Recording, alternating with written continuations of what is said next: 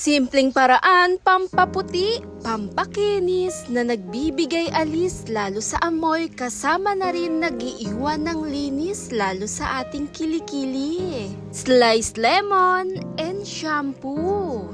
Dito nga sa shampoo, ilagay lamang sa lemon paikot po. Any shampoo po ay pwede nating gamitin. Sa texture pa lang ng shampoo, datingan nitong shower gel.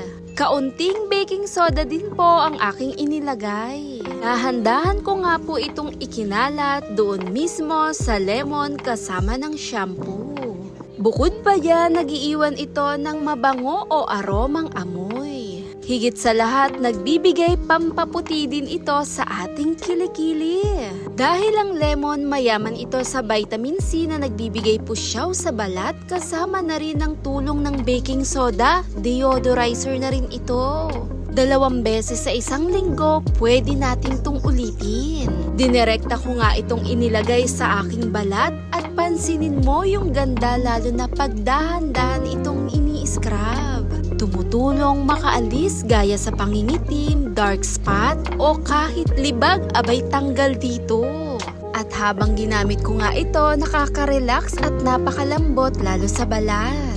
Higit sa lahat, napakaganda i-apply lalo sa ating mga kilikili.